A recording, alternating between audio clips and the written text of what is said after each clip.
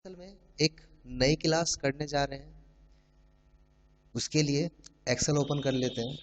हमने पहले से उसके लिए भी एक शीट तैयार कर रखी है। नहीं तो आप एक्सेल ओपन करने के लिए स्टार्ट बटन पे क्लिक करते हैं, ऑल प्रोग्राम पे क्लिक करते हैं। ऑल प्रोग्राम पे क्लिक करने के बाद यहाँ पे माइक्रोसॉफ्ट ऑफिस आएगा। ये स्क्रॉल बार होता है, इस पर आप क्लिक करके नीचे की तरफ कर सकते हैं, ऊपर की तरफ कर सकते हैं, या माउस में जो बीच वाला जो एक व्हील होता है, जो पहिया होता है, उसे भी आप ऊपर नीचे घुमा सकते हैं। तो मान लीजिए आपको एक्सेल ओपन करना है, तो एक्सेल ओपन करने के लिए माइक्रोसॉफ्ट ऑफिस पे जाएंगे। माइक्रोसॉफ्ट ऑफिस में जाने के लिए माइक्रोसॉफ्ट ऑफिस पे जाने के बाद माइक्रोसॉफ्ट ऑफिस एक्सेल 2007 पे क्लिक करेंगे। इसको आप बड़ा कर लेंगे ताकि ये आपको बड़ा होकर के दिखाई दे। तो आज हम बात करेंगे एक्सेल में डेटा टैब की। डेटा टैब होता क्या है? हम जिस भी किसी सॉफ्टवेयर पर काम करते हैं वो सब डेटा ही होता है। जैसे एक्सेल पर काम कर रहे हैं, एक्सेल की आप फाइल बनाओगे, वो डेटा कहलाया जाएगा। ऐसे ही अलग अलग फॉर्मेट हो सकते हैं, एक्सेस है, वेब है, या टेक्स्ट है, अलग अलग फॉर्मेट हो सकते हैं।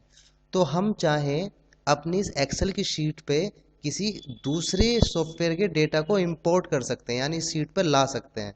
जैसे सबसे पहले इसमें है फ्रॉम एक्सेस, यानी यदि आपके पास एक्सेस का कोई डेटा पड़ा हुआ हो आपके कंप्यूटर के अंदर, तो आप यहाँ पे एक्सेस पे, जहाँ पे आपको रखना है वहाँ पे कर्सर रखेंगे। मान लीजिए मुझे यहाँ पे चाहिए, और एक्सेस पे, फ्रॉम एक्सेस पे क्लिक करेंगे।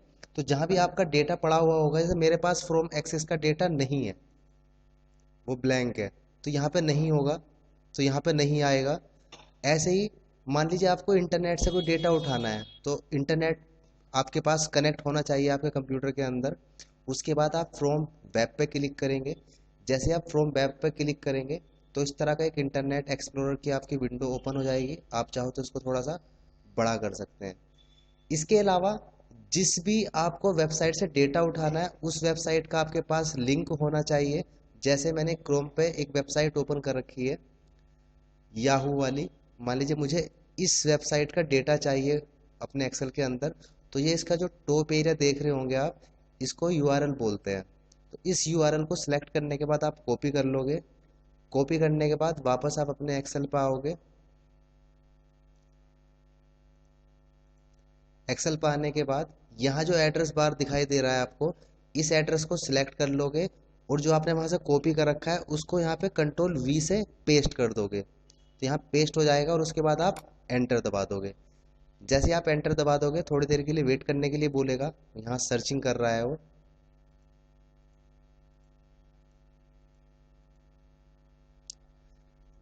तो यहाँ पे आपके सामने एक वेबसाइट ओपन हो जाएगी, और इसके बाद ये मैसेज देगा कि इस डेटा को लेना है या नहीं लेना है। आप यस कर दोगे। जैसे ही आप यस कर दोगे, तो यहाँ पे एक इंपोर्ट का ऑप्शन आएगा जो कि शो हो जाएगा। उस पर आप इंपोर्ट पे क्लिक करोगे, तो ये बाय डिफॉल्ट रेंज तो सिलेक्ट कर ही लेता है जहाँ पे हम कर्सर रखते हैं। आप चाहो तो और कहीं कर्सर रख सकते हो, या रेंज सिलेक्ट कर सकते हो।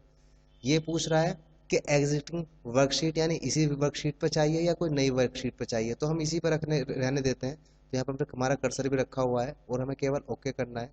जैसे ही ओके करेंगे, तो यहाँ पे ये डेटा जो है आपको वेट करने के लिए बोल रहा है, सर्च कर रहा है। तो क्या किया है इसने, यहाँ पे उस वेबसाइट का पूरा डेटा यहाँ पे लेकर के आ गया, यानी इंपोर्ट कर गया। ऐसे ही मान लीजिए आपको फ्रॉम टेक्स्ट, जो भी टेक्स्ट वाली फाइलें होती है, जैसे नोटपैड वगैरह में आपने टाइपिंग करी होगी, आप उस तरह की फाइल भी अपने कंप्यूटर के अंदर यहाँ पे इंपोर्ट कर सकते हैं। मान लीजिए मुझे यहाँ पे कोई टेक्स्ट की फाइल इंपोर्ट करना है, उसको लेकर के आना है, तो आपको वहाँ कर्सर रखना होगा जहाँ पे आपको इंपोर्ट करना है। उसके बाद फ्रॉम टेक्स्ट पे क्लिक करेंगे। फ्रॉम टेक्स्ट पे क्लिक करने के बाद जहाँ भी आपकी फाइल होगी, जैसे मेरी फाइल जो है डेस्कटॉप पे पड़ी हुई है, तो डेस्कटॉप पे क्लिक करेंगे। उसके बाद जहाँ भी आपकी फाइल होगी, उस फाइल पे सिलेक्ट करने के बाद इंपोर्ट करेंगे। इंपोर्ट करने के बाद यहाँ पे एक छोटी सी आपके सामने देख रहे होंगे विंडो ओपन हो गई है। इसके बाद यहाँ पूछ रहा है कि स्टार्ट इंपोर्ट एट रो। ये जो आप इसको इंपोर्ट करने जा रहे हैं, वो कितनी रो में हो, ये बटन दिखाई दे रहा है, 2 में हो, 3 में हो, या एक में ही हो। मान लीजिए मुझे एक पे रहने देना है। उसके बाद आपको नेक्स्ट करना है। जैसे ही आप नेक्स्ट करोगे, तो यहाँ पे आपका डेटा प्रीव्यू दिखाएगा कि जो दीपक है वो एक अलग खाने में आ जाएगा, यानी मतलब वो अलग हो जाएगा, ये अलग हो जाएगा, ये अलग हो जाएगा, ये अलग हो जाएगा। इस तरह से इस तरह से शो हो रहा है। आप चाहो तो ये जो एरो है इस पे क्लिक करके आप बढ़ा सकते हो कि मुझे इतना नहीं, मुझे इतना एक खाने में चाहिए, या इससे ज़्यादा एक खाने में चाहिए। तो इस एरो से आप खाने को कम या बड़ा, कम या ज़्यादा भी कर सकते हो। मान लीजिए मुझे इतना ही चाहिए, उसके बाद नेक्स्ट करना है। नेक्स्ट करने के बाद ये पूछ रहा है कॉलम डेटा फॉर्मेट। जो आपका जो फॉर्मेट, जो आपका डेटा है वो फॉर्मेट है किसमें, यानी जो जनरली रहने देना है, या मान लीजिए कोई टेक्स्ट फॉर्मेट है, या मान लीजिए कोई डेट है तो यहाँ पे आप डेट का फॉर्मेट सेलेक्ट कर लेंगे। आमतौर पे जनरली रहने देते हैं तो जनरल पे सिलेक्ट कर लेंगे, और हमें केवल यहाँ पे करना है फिनिश। जैसे यहाँ पे फिनिश करेंगे वापस वही मैसेज पूछेगा, ओके कर देंगे। तो क्या किया इसने, यहाँ पे अलग अलग करके वो डेटा को ले करके आ गया। इसी तरह यहाँ पे फ्रॉम अदर सोर्स है, आप किसी अदर सोर्स से भी डेटा उठा सकते हैं, जैसे एक्सएमएल डेटा इंपोर्ट करना हो, या फ्रॉम एनालिसिस सर्विस से आपको डेटा लेना हो, या एसक्यूएल सर्वर से आपको डेटा लेना हो। जिसको भी आपकी नॉलेज होगी जिस सॉफ्टवेयर की, आप वहाँ से डेटा इंपोर्ट कर सकते हैं।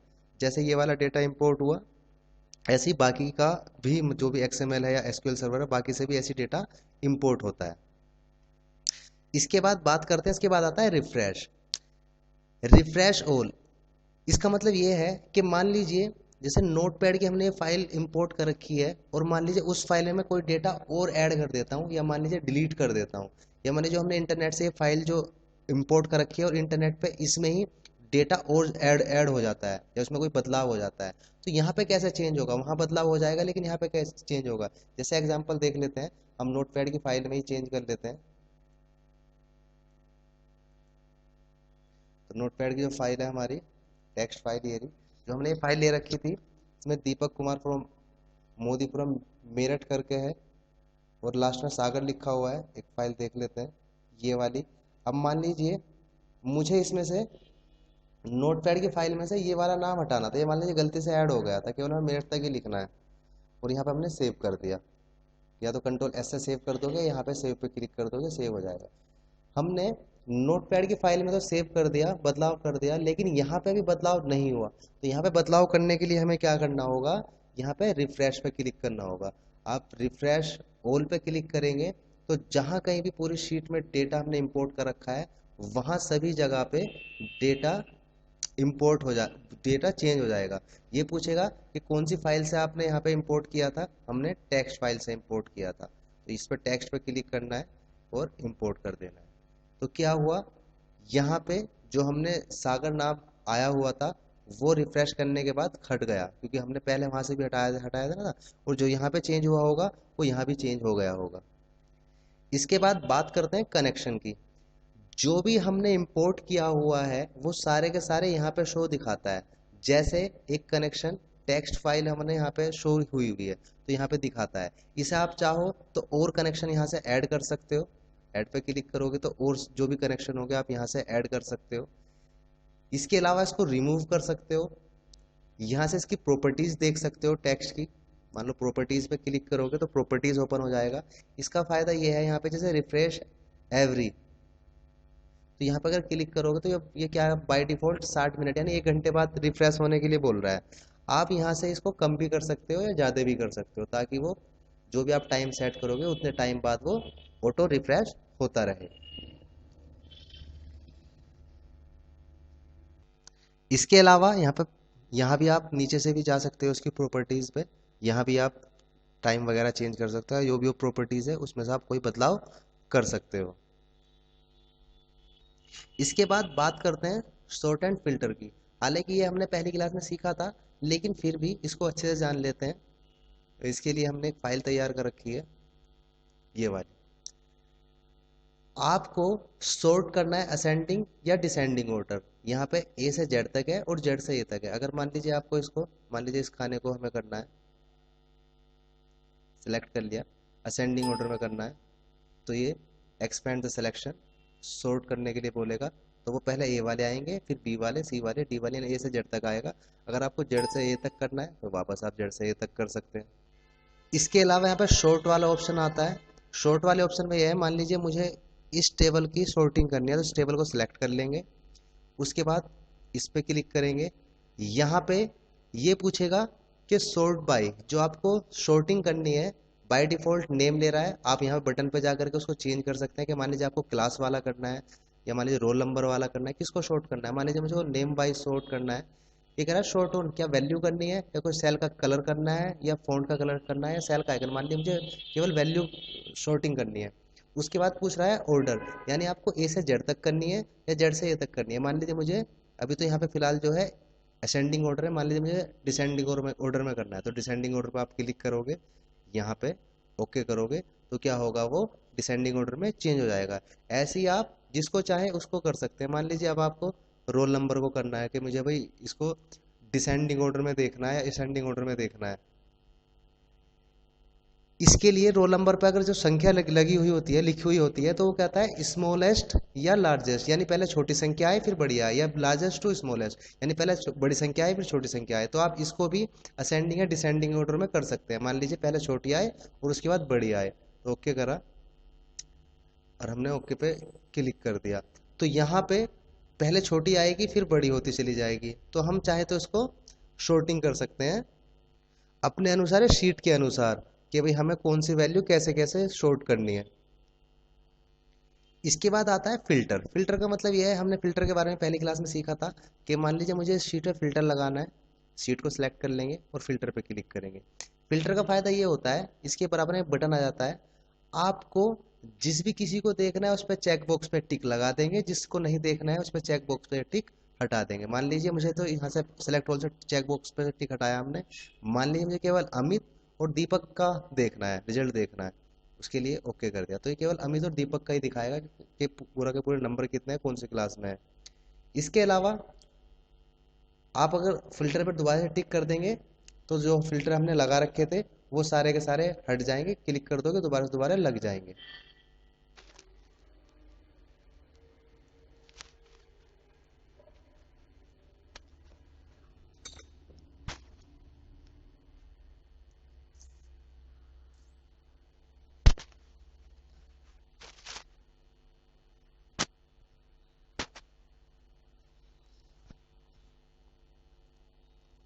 इसके बाद आप इसमें एडवांस भी कर सकते हैं। अगर आपको एडवांस फिल्टरिंग करनी है तो एडवांस भी कर सकते हैं। इसके लिए आपको क्या करना होगा कि मान लीजिए जैसे एक शीट है ये, आप इस शीट में किसी पर्टिकुलर व्यक्ति की, मतलब किसी स्टूडेंट की डिटेल जो है यहाँ पे देखना चाहते हैं, तो उसके लिए आपको यहाँ पे एड्रेस देना होगा ताकि वो स्पेलिंग जो है नाम की सही रहे, एड्रेसिंग सही रहे। इक्वल टू, मान लीजिए जो लिखा, ये नाम जो लिखा हुआ है ए कॉलम में दूसरी रो पे लिखा हुआ है, तो A2, हमने यहाँ पे एग्जाम्पल ये नाम लिखा। ऐसे ही आप क्लास रोल नंबर वगैरह लिखते चले जाए। अब मान लीजिए बस यहाँ पे नाम चेंज करना है, मान लीजिए मुझे किसी अंकित नाम के व्यक्ति की डिटेल देखनी है, तो यहाँ पे हमने दोनों का नाम लिख दिया। उसके बाद हम क्या करेंगे, नाम लिखने के बाद अंकित नाम लिखा, उसके बाद हम क्या करेंगे, यहाँ पे एडवांस में जाएंगे। एडवांस में एक पूछ रहा है लिस्ट रेंज, कि कौन सी लिस्ट की है, कौन सी लिस्ट है वो जहाँ पे वो नाम नाम लेना चाहते हैं। उसके बाद ये पूछ रहा है क्राइटेरिया रेंज, यानी मुझे इनकी लेनी है और आपको कुछ नहीं करना, ओके कर देना है। तो इसने क्या किया, केवल अंकित नाम की रेंज दिखा देगा वो। आप या तो यहाँ से क्लियर कर सकते हैं, या शायद आपकी देखनी है, स्पेलिंग आपकी सही होनी चाहिए। वापस फिर वैसे ही करना है तो आप यहाँ से सेलेक्ट कर लोगे या फिर कर्सर रख के दोबारा सिलेक्शन कर सकते हो। एडवांस, क्राइटेरिया, दोनों को सिलेक्ट करना है, वापस, और यहाँ पे ओके, तो आपको शायद आपकी दिखा देगा। वापस कंट्रोल जेड करोगे, वापस आ जाएंगे, यानी आप किसी पर्टिकुलर व्यक्ति की डिटेल भी देख सकते हैं एडवांस के जरिए, यानी एडवांस भी आप फिल्टरिंग कर सकते हैं। इसके अलावा एडवांस में एक कमांड और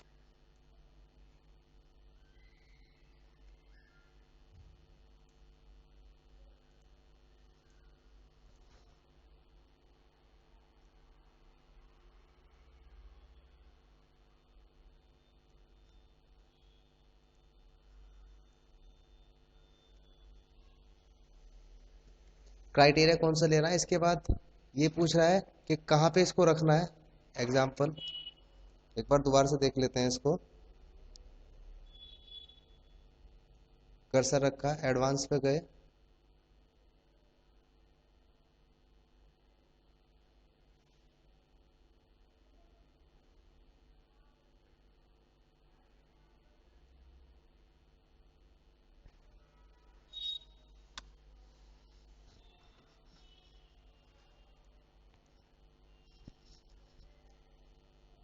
इसके बाद ऑप्शन आता है टेक्स्ट टू कॉलम।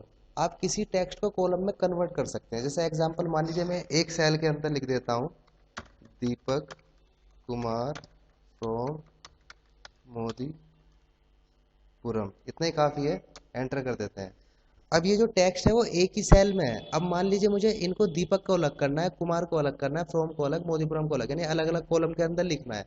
तो उसके लिए आप क्या करेंगे, जिसको आपको बनाना है कॉलम में, जिस टेक्स्ट को उस पर क्लिक करोगे, टेक्स्ट टू कॉलम पे क्लिक करोगे।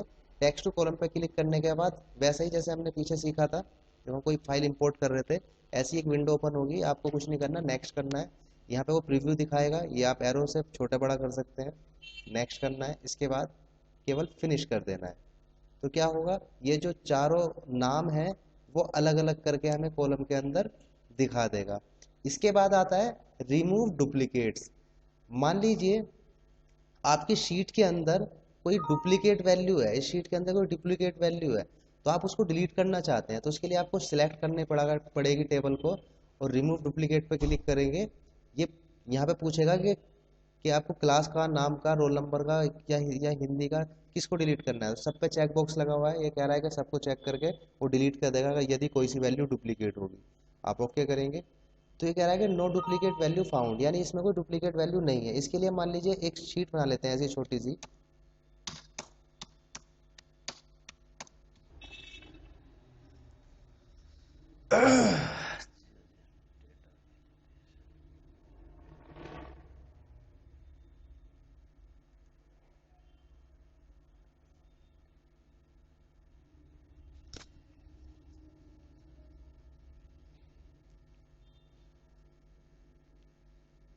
इसके बाद बात करते हैं डेटा वैलिडेशन की। डेटा वैलिडेशन का मतलब ये है कि हम अपनी एक्सेल पे अपने अनुसार नंबर डाल सकते हैं। अभी तो आप कोई भी नंबर डालोगे वो नंबर ये ले लेगा, लेकिन आप चाहते हो कि मान लो जो एरिया हम सेलेक्ट कर रहे हैं, यहाँ आ जाते हैं।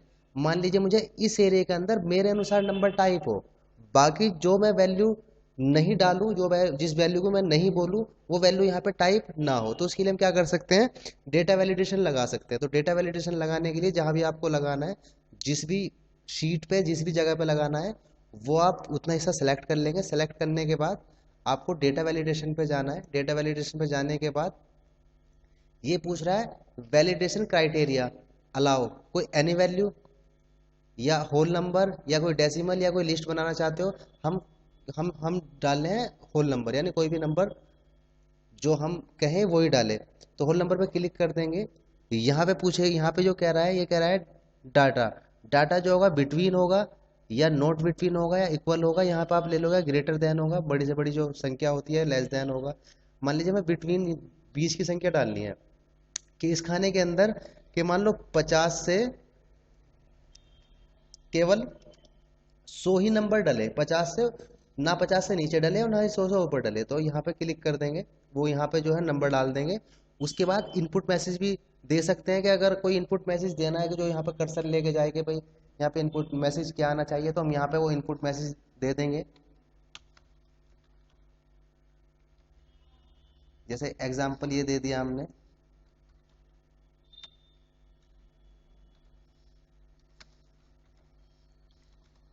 इसके बाद अगर वो नंबर गलत डालता है तो एरर मैसेज क्या है, यहाँ पे आप एरर मैसेज दे सकते हैं, उसका टाइटल, और यहाँ पे मान लीजिए ये दे देंगे।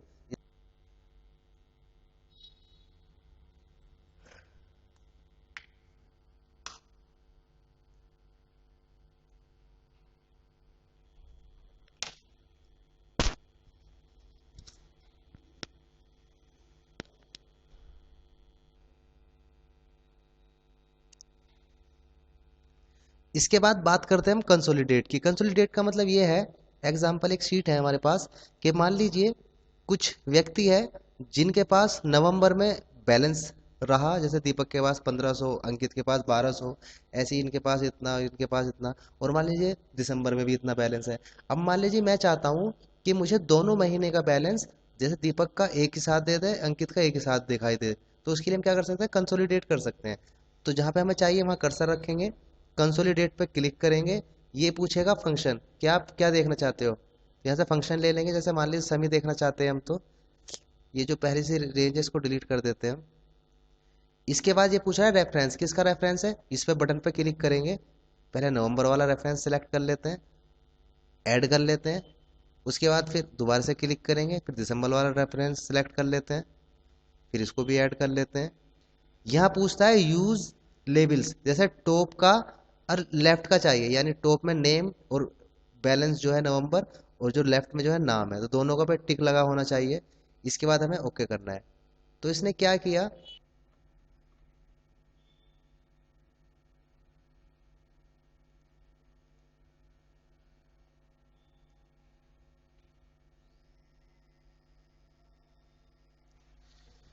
अभी दिखाऊंगा, अभी अभी कर रहा हूँ, बस थोड़ी सी क्लास रह रही है, अभी रिकॉर्ड कर रहा हूँ। इसके बाद बात करते हैं हम व्हाट इफ एनालिसिस की। इसके लिए एक शीट तैयार कर रखी है पहले ही हमने शीट 1 पे, यानी कि एक तरह का वो अंदाजा लगाता है।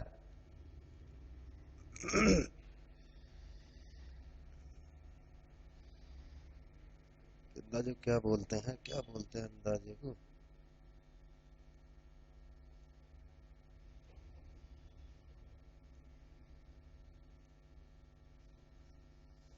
यानी कि वो एस्टिमेट लगाता है कि मेरे इतने नंबर आने चाहिए। तो इसमें हम एक इस शीट का एक एस्टिमेट तैयार कर सकते हैं। ये तो हमारी ओरिजिनल शीट है कि भाई मोनू है, इस फिफ्थ क्लास में है, उसका रोल नंबर 10 है, इसके हिंदी में इतने हैं, इंग्लिश में इतने हैं, मैथ में इतने हैं, टोटल इसके इतने मार्क्स है और परसेंटेज उसकी इतनी है।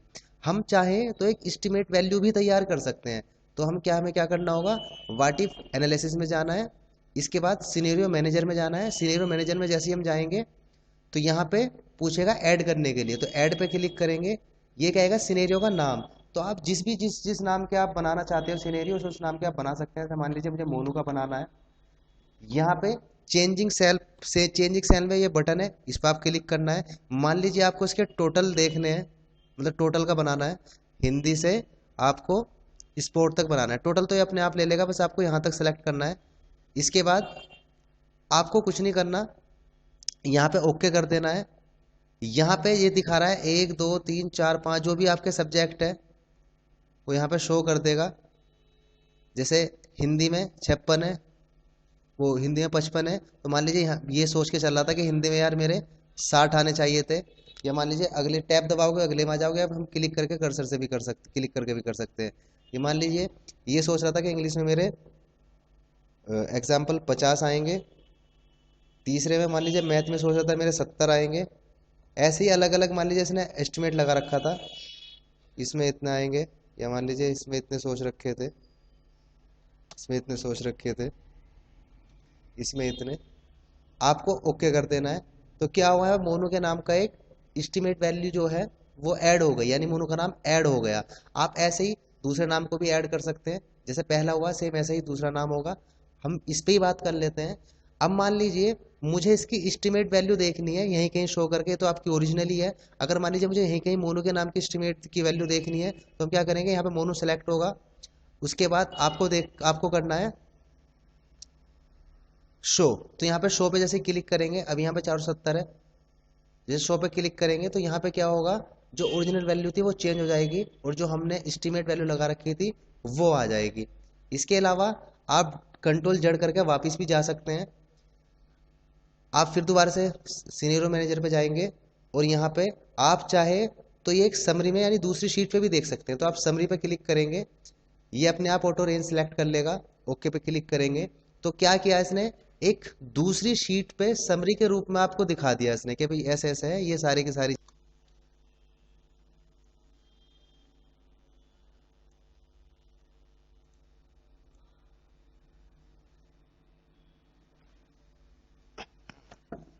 भाई हो गया।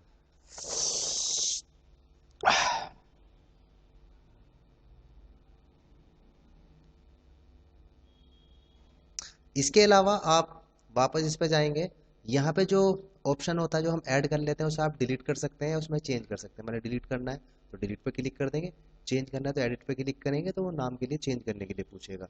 तो हमें मान लीजिए डिलीट कर देते हैं। इसके ही नीचे एक आता है गोल सीक। गोल सीक जैसे सुनने में एक अजीब लग रहा है, मतलब गोल करना यानी किसी के बारे में सोचना, कि हमने भाई मान लीजिए मैंने सोचा था कि भाई मेरी नौकरी जो है इस जगह लगे, यानी हमने गोल सोच रखा था। तो उसके लिए हम क्या करेंगे, गोल सीख का इस्तेमाल कर सकते हैं। जैसे मान लीजिए मैंने सोचा था कि मान लीजिए मोनू का जो रिजल्ट हो वो कम से कम 70% हो या 75% हो, लेकिन इसके तो आए 67%। तो हम क्या कर सकते हैं, इसके परसेंटेज बढ़ाने के लिए हमें किसी सब्जेक्ट के अंदर नंबर बढ़ाने पड़ेंगे। तो उसके लिए हमें क्या करना है, क्लिक कर देना है मान लीजिए 67% पे, जहाँ भी हमें परसेंटेज बढ़ानी है। बड़ा आसान है। उसके अलावा गोल सीक पे क्लिक करना है। गोल सीक ये रेंज अपने आप ही ले लेगा। ये पूछ रहा है टू वैल्यू, आपको कितना परसेंट रखना है। मान लीजिए एग्जांपल मैंने 75% सोचा था, या मान लीजिए 73, शिफ्ट के साथ परसेंटेज का साइन लगा देंगे। उसके बाद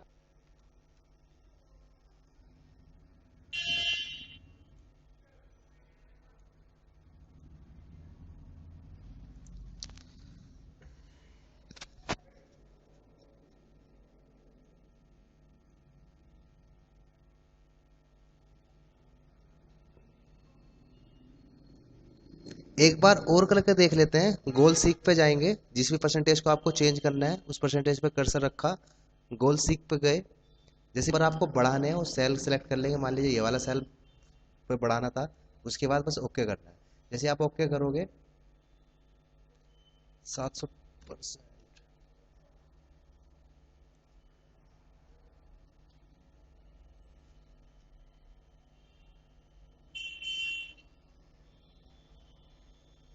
तो यहाँ पे वो दिखाने लगेगा, लेकिन यहाँ पे जो हमसे केवल 70 डाला है, तो इसलिए उसने बहुत बड़ी रेंज से कैलकुलेट कर दिया है।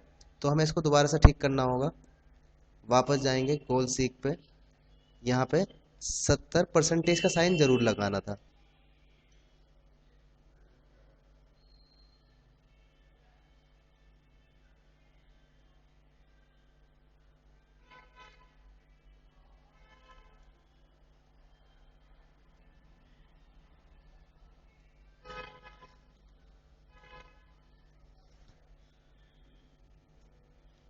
इसके बाद बात करते हैं आउटलाइन में ग्रुप की। ग्रुप का मतलब ये है कि मान लीजिए मुझे जहाँ इतना सिलेक्शन है, केवल मान लीजिए मुझे इसको एक अलग ग्रुप बना देना है। ये अभी तक तो एक शीट है, लेकिन ये अलग ग्रुप बना देना है। जब मुझे इसकी जरूरत हो तब ये दिखाई दे, जब मुझे इसकी जरूरत ना हो तब ये मुझे ना दिखाई दे। तो उसके लिए हम जितना खाना सेलेक्ट कर लेंगे, जितना हमें इसका ग्रुप बनाना है अलग से।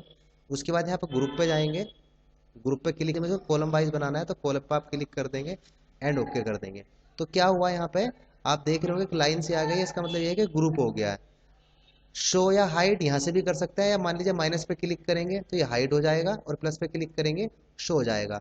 आपको यहाँ से भी इसको हाइड कर सकते हैं या शो कर सकते हैं। आप ऐसे ही किसी रो को भी आप चाहो तो ग्रुप बना सकते हैं। मान लीजिए मुझे केवल इतने का ग्रुप बनाना है, तो इतना सेलेक्ट कर लीजिए, ग्रुप पे गए। ये पूछेगा रो, हाँ रो को बनाना है, ओके कर देंगे तो रो भी एक आपका ग्रुप तैयार हो जाएगा। आप ग्रुप इसको छुपा सकते हैं या आप इसको शो कर सकते हैं। तो यहाँ से आप ग्रुप तैयार कर सकते हैं। अनग्रुप पे इसी तरह आगे बात करते हैं सब टोटल की। सब टोटल का मतलब ये है, एक हमने इसके लिए नई शीट तैयार कर रखी है, मतलब नई शीट पे मैटर टाइप कर रखा है। जैसे मान लीजिए ये कुछ मैटर लिखा हुआ है 11 11 11 11 या 22 22 22 22।